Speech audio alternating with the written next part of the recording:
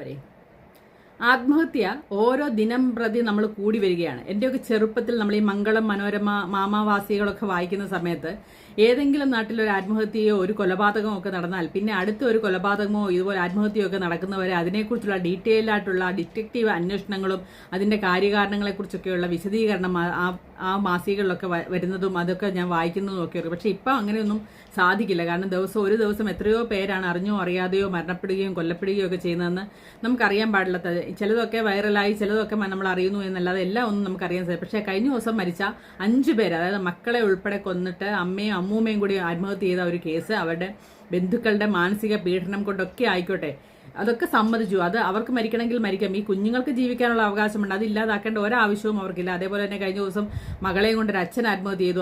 ആ കൊച്ചിൻ്റെ അമ്മയ്ക്ക് പോലും അറിയില്ല അയാൾ എന്തിനാണ് മകളെയും കൊണ്ട് ആത്മഹത്യ ചെയ്തത്. ആ കൊച്ചു 1 വർഷമായിട്ട് പീഡിപ്പിക്കപ്പെട്ടവളായിരുന്നു എന്ന് പറയുന്നു. അത് ആരാണെന്ന് പോലും കണ്ടുപിടിക്കപ്പെടുന്നതിന് മുമ്പ് ആ കുട്ടിക്ക് ജീവിക്കാനുള്ള അതിൻ്റെ അവകാശം കൂടി ഇല്ലാതാക്കി. അങ്ങനെ എത്രയോ ബെഞ്ച് കുഞ്ഞുങ്ങളെ കൊണ്ടൊക്കെയാണ് ഓരോരുത്തർ ആത്മഹത്യ ചെയ്യുന്നതും കൊല്ലുന്നതും ഒക്കെ. അപ്പോൾ അതിനുള്ള അവകാശമൊന്നുമില്ല. പക്ഷേ പറഞ്ഞു വരുന്നത് ഞാൻ അതുകൊണ്ടല്ല, ഇവർക്ക് സ്വന്തമായിട്ട് തിരുവനന്തപുരത്ത് ഒരു വീടും കാര്യങ്ങളും ഒക്കെ ഉണ്ടായിട്ട് അവർ മകൻ്റെ ചികിത്സാർത്ഥം വലിയൊരു ബംഗ്ലാവ്, ആ വീട് കണ്ടാൽ നല്ല സ്വപ്ന തുല്യമായിട്ടൊരു വീടാണ് ഉണ്ടാക്കിയിരിക്കുന്നത്. അയാൾ വിദേശിയായിട്ട് ജീവിക്കുന്ന അയാൾ, അതായത് പുറത്ത് ജോലി ചെയ്യുന്ന ആളെ ഈ വീട് നശിച്ചു പോകേണ്ട, ചിലരൊക്കെ അങ്ങനെയാണ്, വീട് നശിച്ചു പോകാതിരിക്കാൻ വേണ്ടി ആർക്കെങ്കിലും വാടകയ്ക്ക് കൊടുക്കും.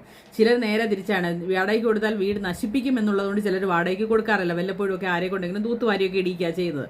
അത് സത്യം തന്നെയാണ്. ചിലർ ഒട്ടും സൂക്ഷിക്കത്തില്ല, വെല്ലോൻ്റെ വീടല്ലേ, അപ്പോൾ അത് സൂക്ഷിക്കേണ്ട കാര്യമില്ല. അപ്പം അവർ അതെങ്ങനെങ്കിലുമൊക്കെ നശിച്ചു പോയാലും അവർക്കത് വിഷയമില്ല. അത് കാശ് മുടക്കിയവനല്ലേ ഇതെണ്ണോ അറിയുള്ളൂ. അത് തന്നെയാണ് ഞാനിവിടെ പറഞ്ഞത്. അതായത് വലിയൊരു മഹാസൗധം അവർ സ്വപ്നതുല്യമായ ഒരു പണിതാണെന്ന് നമുക്ക് ഒറ്റ നോട്ടത്തിൽ തന്നെ കണ്ടാൽ അറിയാൻ സാധിക്കും.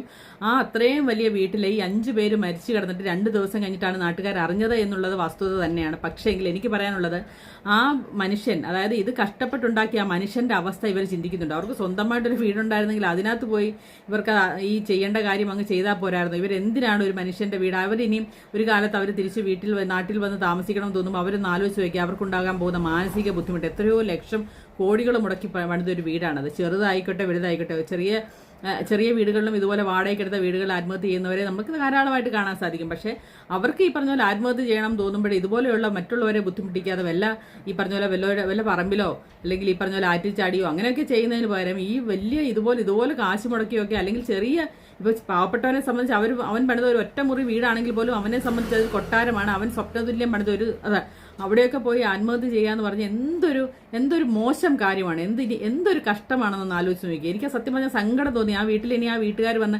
എങ്ങനെ സ്വസ്ഥത, അത് കൊച്ചു കുഞ്ഞുങ്ങളടക്കമാണ് ആ ആത്മഹത്യ ഉണ്ടായി, ആ വീട്ടിൽ വന്ന് അവരെങ്ങനെ മനസ്സമാധാനമായിട്ട് കഴിയുമെന്ന് നിങ്ങളൊന്ന് ആലോചിച്ച്